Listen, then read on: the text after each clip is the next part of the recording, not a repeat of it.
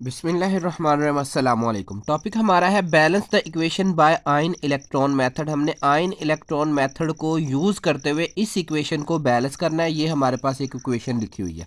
सबसे पहले हमने क्या करना है, इस इक्वेशन में उन एलिमेंट की आइडेंटिफिकेशन करनी जिनकी ऑक्सीडेशन स्टेट जो है वो चेंज हुई है। जैसा कि मैंगानीज जो है वो +7 में है, यहाँ पे MnO4 में। ये चीज़ें कुछ हमें याद रखना पड़ेगी कि MnO4 में मैंगानीज की ऑक्सीडेशन स्टेट जो है +7 होती है। ठीक है, तो एक ऑक्सीजन की -2 होती है और 4 ऑक्सीजन की यहाँ हमने 4 से मल्टीप्लाई कर दिया और ओवरऑल इस पूरे मालिक्यूल के ऊपर जो है वो नेगेटिव चार्ज है। अब यहाँ पे समझे कैसे है ये नेगेटिव चार्ज। देखिए, एक ऑक्सीजन की -2 ऑक्सीडेशन स्टेट होती है, 4 की हो जाएगी -8। अब -8 में से एक चार्ज जो है वो हमने ऊपर लिख दिया, बाकी बच गया -7 अब नीचे और कोई चार्ज नहीं है, एक नेगेटिव चार्ज हमने इजाफी ऊपर कर दिया। ठीक है, और मैंगानीज में अब ऑक्सीजन की यहाँ पे -8 की जगह -7 होगी, क्योंकि एक इलेक्ट्रॉन हमने इधर लिख दिया, एक नेगेटिव चार्ज हमने इधर लिख दिया। ठीक है, तो अब -7 को बैलेंस करने के लिए मैंगानीज को +7 रखना पड़ेगी। इसी तरीके से C2 की कार्बन की यहाँ पे ऑक्सीडेशन स्टेट जो है वो 3 है और 2 कार्बन है, 2 से मल्टीप्लाई कर दिया और इसी तरीके से एक ऑक्सीजन की -2 होती है और उसको मल्टीप्लाई कर दिया हमने 4 से। ठीक है, अब यहाँ पे देखें 3 2 6 हो जाएगा और ये 8 हो जाएगा। तो इनको हम जब दो यहाँ पे, इसका मतलब है ऑक्सीजन के पास 2 नेगेटिव चार्ज इजाफी हैं, वो हमने बाहर लिख दिए, तो लिहाजा ये अंदर से इक्वेशन इस तरीके से होगी। ठीक है, अब इस चीज़ को रिवाइंड करके दोबारा आप समझ लीजिएगा। अब यहाँ पे मैंगानीज वो खुद कहता है कि मैंगानीज +2 ऑक्सीडेशन स्टेट में चला गया है और साथ हमारे पास कार्बन डाइऑक्साइड बन गया। अब कार्बन डाइऑक्साइड में कार्बन की ऑक्सीडेशन स्टेट जो है +4 होती है, जबकि ऑक्सीजन की वही रही है। तो इसका मतलब ये है कि एक कार्बन की ऑक्सीडेशन स्टेट चेंज हुई है और एक मैंगानीज की ऑक्सीडेशन स्टेट चेंज हुई है। अब यहाँ पे हमने आइडेंटिफिकेशन करनी, देखें मैंगानीज +7 था और ये +2 में चेंज हो गया। इसी तरीके से कार्बन जो था वो 3 से +4 में जो है वो चेंज हो गया, ये 3+ का है। ठीक है, तो +4 में चेंज हो गया। तो अब हमने इस इक्वेशन को स्प्लिट करना इनटू हाफ रिएक्शन। ठीक है, तो सबसे पहले ऑक्सीडेशन हाफ रिएक्शन। अब ऑक्सीडेशन में क्या होता है, लॉस ऑफ इलेक्ट्रॉन होता है। तो अब इनमें से किसने लॉस किए होंगे इलेक्ट्रॉन, देखें इसके ऊपर +3 चार्ज था, बाद में जो है वो +4 चार्ज हो गया। तो इसका मतलब ये है कि जब कोई एटम इलेक्ट्रॉन लूज करता है ना, तो उसकी ऑक्सीडेशन स्टेट जो है वो बेसिकली इंक्रीज होती है। तो इसकी कार्बन की +3 से +4 में ऑक्सीडेशन जो है वो चेंज हुई है, तो लिहाजा यहाँ पे हमें पता चला कि यहाँ पे लॉस ऑफ इलेक्ट्रॉन हुआ है। ठीक है, तो लॉस ऑफ इलेक्ट्रॉन होने की वजह से हम इसे कहते हैं ऑक्सीडेशन। अब यहाँ पे मैंगानीज की +7 थी, +2 में चेंज होगी, तो इसका मतलब ये है कि इसने इलेक्ट्रॉन गेन किए, क्योंकि जब कोई एटम इलेक्ट्रॉन गेन करता है, यहाँ पे देखें ना +7 है और +2 में चेंज होगी, तो इसका मतलब है इसने इलेक्ट्रॉन गेन किए हैं। ये हमने अब बाद में देखते हैं कितने गेन किए हैं। ठीक है, इलेक्ट्रॉन गेन किए हैं कि तब इसकी ऑक्सीडेशन स्टेट जो है वो डिक्रीज हुई है।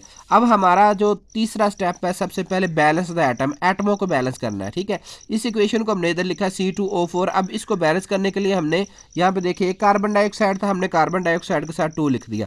अब यहाँ पे 2 कार्बन है, ये 2 कार्बन बराबर हो गए और 2 ऑक्सीजन ये है, 2 इससे मल्टीप्लाई हो रहा है, तो 2 2 4 ऑक्सीजन एटम हो गए इधर, तो इधर भी ऑक्सीजन एटम 4 है। अब हमारे पहले स्टेप में हमने बैलेंस एटम कर लिए, ये चार्जेस रह गए, अगले स्टेप में करेंगे। अच्छा, अब यहाँ पे आपने ज़रा चीज़ एक नोट करनी है कि हमारे पास MnO4 है। ठीक है, यानी कि ऑक्सीजन ऑलरेडी मौजूद है। अब ऑक्सीजन से अगर हम देखें तो यहाँ पे किस कार्बन डाइऑक्साइड तो इससे बनी है, इसके अलावा कोई ऑक्सीजन गैस वगैरह उसने नहीं लिखी, लिहाजा हमें इसको खुद बैलेंस करना पड़ेगा। अब 4 ऑक्सीजन एटम है, हमने वाटर के 4 मालिक्यूल ऐड कर देने ताकि 4 ऑक्सीजन एटम बैलेंस हो जाए। ठीक है, अब ये चीज़ जहन में रखनी कि जो ये आयंस बनते हैं बेसिकली ज़्यादातर तो आयंस इसी सूरत में बनते हैं जब हम किसी कंपाउंड को वाटर में डिजोल्व करते हैं, जैसे NaCl को वाटर में डिजोल्व करते हैं तो Na पॉजिटिव अलग हो जाता है, Cl नेगेटिव अलग हो जाता है। तो इसका मतलब है आयंस बेसिकली बने किस में है, वाटर में। लिहाजा हम इस इक्वेशन को बैलेंस करने के लिए भी वाटर से हेल्प लेंगे। ठीक है, तो ऑक्सीजन को बैलेंस करने के लिए जितने ऑक्सीजन के इधर एटम है उतने हमने वाटर के मालिक्यूल इधर ऐड कर देने। 4 है तो हमने 4 H2O के ऐड कर दिए। अब जब हमने 4 H2O के ऐड कर दिए तो इस तरफ तो अकेले ऑक्सीजन थे, लेकिन इधर 7 हाइड्रोजन भी आ गए। कितने हाइड्रोजन आ गए, 4 हाइड्रोजन, H यानी कि 4 2 8 हाइड्रोजन एटम आ गए। तो यहाँ पे हमने 8 जो है वो H पॉजिटिव ऐड कर दें, क्योंकि ये ऑक्सीजन नेगेटिव ऑलरेडी मौजूद है तो H पॉजिटिव हम ऐड कर देंगे, ठीक है। तो 8 H पॉजिटिव ऐड करने से अब आप यहाँ पे खुद ही देख लें कि जब 8 H पॉजिटिव हो तो ये H2 के 4 मालिक्यूल बनेंगे बेसिकली, ठीक है। और 4 ऑक्सीजन इधर आके 4 H2 बन जाएंगे। तो इसका मतलब है इस ऑक्सीजन को हमने इस हाइड्रोजन के ज़रिए बैलेंस कर दिया। मैंगनीज इधर भी एक है और इधर भी एक है। अगले स्टेप में बैलेंस द चार्जेस। अब हमने चार्जेस को बैलेंस करना है, ठीक है। तो यहाँ पे अगर आप देखें तो ये -2 है।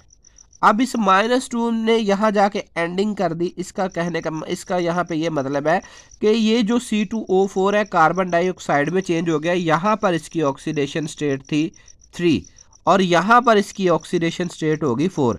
देखिए यहाँ पे 2 कार्बन एटम है, ठीक है, और यहाँ पर 2 कार्बन एटम है, लेकिन एक कार्बन एटम की +3 ऑक्सीडेशन स्टेट है, यहाँ पे 2 कार्बन एटम की +4 है। तो इसका मतलब ये है कि C2 भी 2 होंगे। तो इसका मतलब ये हुआ कि इन्होंने 2 इलेक्ट्रॉन जो है वो लूज किए हैं।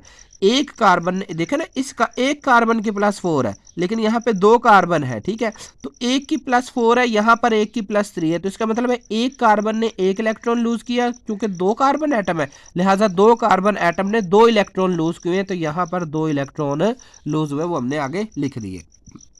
इसी तरह से ये वाली इक्वेशन ऊपर जो नंबर के हिसाब से बैलेंस होगी, अब सिर्फ इसको देखना है। अब ये +7 है और यहाँ पे +2 है। तो +7 में हम ऐसा क्या ऐड करें कि +2 हो जाए, तो डेफिनेटली -5। तो इसका मतलब ये है कि इसने 5 इलेक्ट्रॉन जो है वो यहाँ पर एक्सेप्ट किए।